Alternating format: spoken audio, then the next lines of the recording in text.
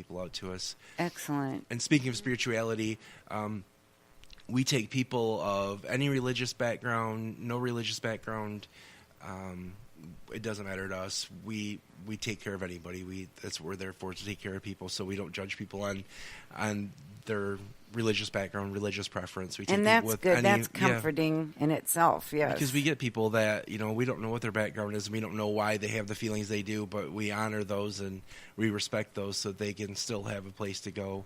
When we have a wait list at the Toni and Trish house, and that wait list, our wait list is, we have to be able to take care of people. So we have to make sure that there are people that fit our criteria.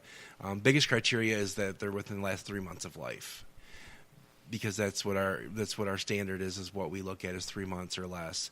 So as long as they fit that, then we put them on a wait list. And sometimes we get people that know of us and know what we do, and they know they're ill and call and have themselves put on a wait list because they may not be ready yet, but when it comes that time, they have already let their loved ones know that, hey, when I become ill and can't make my own decision, this is where I'd like to go. So very nice, very nice. Well, I admire so much what you do, and I thank you for doing it, because it's hard to have our loved ones at home, and it's harder to see them in nursing homes. This would be a very, very good, safe place. You wouldn't worry about them. Somebody to take care of their, what did they call those? Their daily living. What is it? Activities of daily living. Yep. Yes. Mm-hmm. And something that is hard. It's hard for people to do that because we work, we have children that many of us are raising as our parents age, and this would just make it so much more comfortable, and it's almost like you're giving a gift to everybody. Mm-hmm. And we see too that it's not only, there's times where there's husband and wives that one of them becomes ill, they're late 80s, early 90s, or younger, and they for some reason can't take care of each other. Right. And so you see both parties going down because they're trying to take care of each other, so that caregiver strain is so much that we see both of them become ill. The person that is terminally ill already, and then the other person becomes ill because they're not taking care of themselves as well either. So those are one of the things that we like to help people are those people that even if they have family. And so many times now they're out of town, the families are. Right. So we see people, some of our guests have nobody. We've had homeless guests before. They have absolutely no one. And we've had people that all their friends have passed away or moved on, and they'll have a neighbor that will get in touch with us, or they'll end up at the hospital, and a neighbor that will bring them to the Toni and Trish house or come with them to sign them on as their power of attorney, because they have no other family, no loved ones to take care of them anymore. So see, we take care so of everybody. comforting. We take care of anybody that, we become their family if they have no family for themselves. Very, very nice. Well, I thank you so much for spending some time with me today. I certainly learned a lot. And, as we age and all of us are going to die, we all want somebody to be there with us. I mean, that would be anybody's dying wish, I think, to have somebody there. And sometimes it doesn't matter if you know them or not, just that they're there and they actually care for you. And it sounds like all your volunteers are very caring and empathetic, as you said several times. So it's a good thing to know. It's something that we all need to be aware of. No matter where you are, you have a loved one that's going to pass.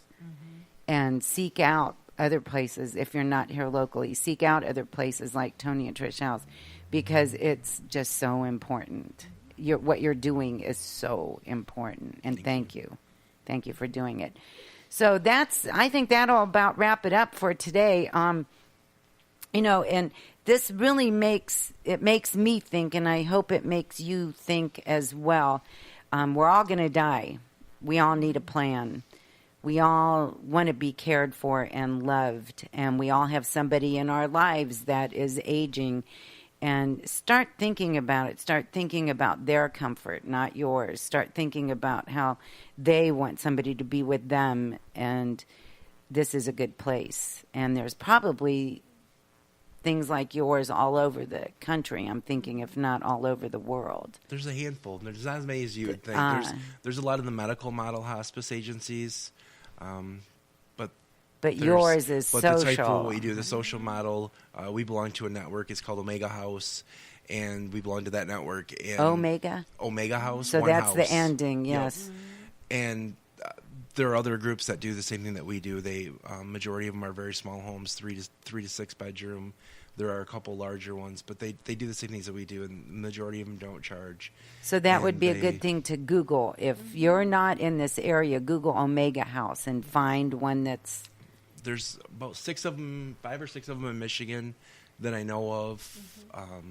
There's one in Lansing. There's one in Owasso. A couple up in the UP that do the same things that we do. Eaton Rapids has one. There's a couple other ones that are in the works of trying to get going. There's one in Clare that they're working on, trying to much see if they needed can make this with the boomers. Absolutely. Yes. And there's definitely a need for it. It just takes a lot of work.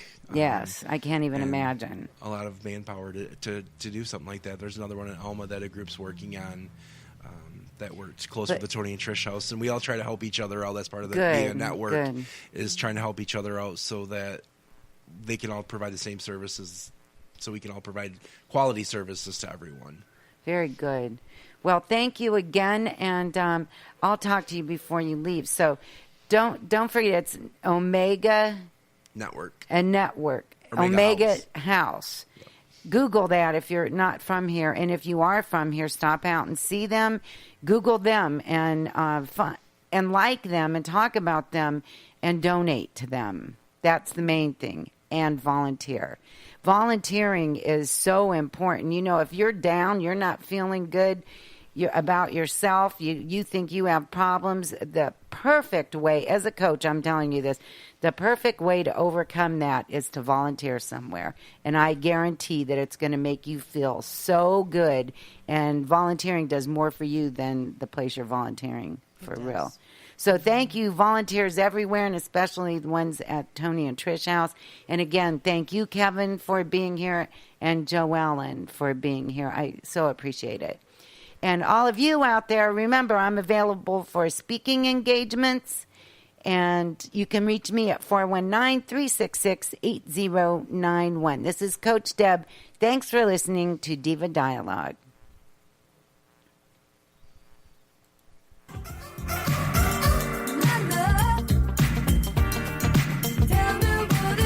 Views and opinions expressed on the W4 Divas Women's International